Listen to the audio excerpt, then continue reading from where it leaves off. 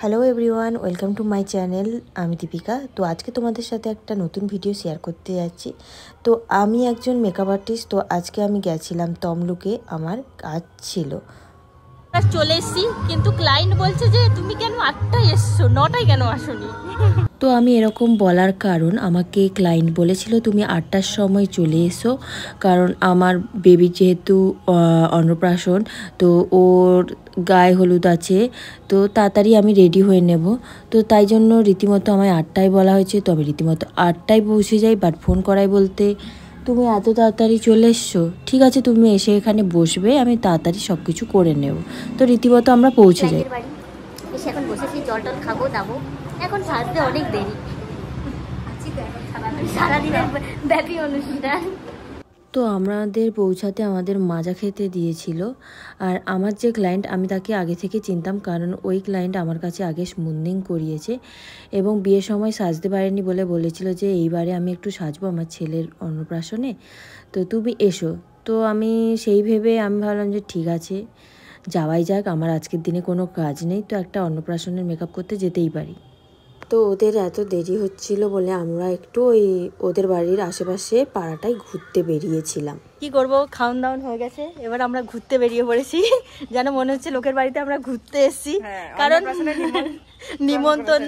কারণ ক্লায়েন্টের এখন বেবির হচ্ছে হলুদ হবে, তারপরে ওরা গেছে তমলুকের বর্গমা মন্দিরে পুজো দিতে, তারপরে এসে সাজবে। তো কতক্ষণ আমরা বসে থাকবো, খাওয়া দাওয়া হয়ে গেছে, তাই একটু তমলুকের মানে যেই জায়গাটা এসেছি সেই জায়গাটার আশেপাশে জায়গাগুলো আমরা দেখছি, খুবই ভালো জায়গা।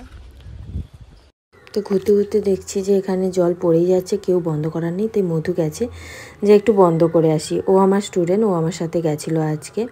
তো আমরা দুজন ঘুরে বেড়াচ্ছিলাম, এদিক ওদিক অনেকক্ষণই ঘুরে বেড়াচ্ছিলাম, যেহেতু হাতে আমাদের এমনি টাইম ছিল যে আজকে যেহেতু আমাদের কোনো কাজ নেই। আর ও বলছিল, রিকোয়েস্ট করছিল, দিদি একটু বসো, আমি তাড়াতাড়ি সব কিছু করে নিচ্ছি।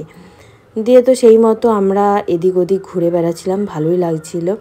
তারপরে দেখো অনেকদিন পর এইসব কল দেখে আমরা দুজন তো মানে সেরকম বাচ্চাপনা শুরু হয়ে গেছে।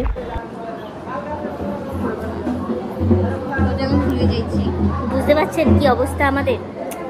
সেই 8টার সময় এসেছি, খাওয়া দাওয়া করে রাস্তাঘাটে ঘুরে চলে এলাম, এখনো পর্যন্ত ক্লায়েন্ট বসেনি। কখন বসবে কে জানে, শুধু আজকে কোনো কাজ নেই বলেই আমরা বসে আছি। চল। তো আজকে এই বেবিটার অন্নপ্রাশন, তো ও রীতিমতো কান্নাকাটি করেই যাচ্ছে। সত্যি কথা বলতে এতক্ষণ বসেছিলাম, বোর হতে হতে লাস্টে আমি হেরাফেরি বই দেখতে বসে গেছি। রীতিমতো তখন 11টা থেকে 11:30 বাজতে যায়। বোর হচ্ছিলাম বলে আইসক্রিম দোকান দেখতে পেয়ে দুজন মিলে আইসক্রিম খেতে নেমে পড়ি। 55 বসে বসে বোর হয়ে লাস্টে দুজন মিলে আইসক্রিম। মানে ভাবতে পারছো, সকাল 8টা থেকে এসেছি, এখনো পর্যন্ত ক্লায়েন্টের বসার ইচ্ছে হয়নি। কোথায় গেছে এখন আমরা নিজেও জানি না, অপেক্ষা। তো আমি যখন বারবার বলছিলাম যে তুমি বসো, জলদি করো, দেরি হয়ে যাচ্ছে, কখন থেকে এসছি, ও আমাকে বলছিল জানোই তো শ্বশুর বাড়ি নানা রকম নিয়মকানুন থাকে, নিয়মকানুন না হলে বাচ্চা না হলে আমি বসবো কী করে। যা হোক বসলো দেরিতে, তখন 12:30 হয়ে গেছে। তার মধ্যে এইটুকু রুমের মধ্যে ও বসেছে, তার মধ্যে বিশাল গরম, একটা পাখা ঠিকমতো চালানো যাচ্ছে না। তার উপরে সবাই বলছে যে তাড়াতাড়ি করো, ও মেকআপ করতে হবে না, ওকে বকাবকি করছে। আমাদের কিছু বলেনি, রীতিমতো ওকে বকাবকি করছে, ও এদিক উঠছে ওদিক উঠছে বাচ্চাটাকে নিয়ে, ও মেকআপ করতেও পারছিল না। তো তারপর বললো যে তুমি যাই হোক করে মেকআপটা করে দাও, চুলটা আমাকে করতে হবে না। সিচুয়েশান ওখানে এমন ছিল, সত্যি কথা বলতে ও মেকআপটাও করতে চাইছিল না, আমরা জোর করে বলছিলাম যে আরে একটু তুমি করে নাও, যা গরম ছিল। তো তারপরে ফুলটা লাগিয়ে দিয়েছিলাম। সত্যি কথা বলতে চাইছি যে আমাদের বুক করার আগে একটু ঠিকঠাক করে টাইমিং চারদিকে জেনে নিও, তারপরে আমাদের বুক করো।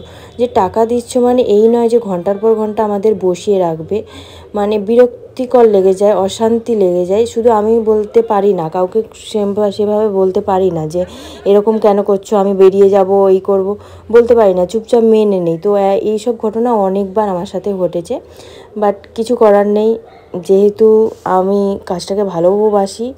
আর সত্যি কথা বলতে আমাদের মধ্যবিত্ত লোকের বা আমার ছোটোখাটো, আমরা মেকআপ আর্টিস্ট, তো আমাদের এই ছোটোখাটো টাকাগুলো লাগে এবং ছোটোখাটো কাজগুলো লাগে, তাই জন্যই এতক্ষণ বসে থাকা।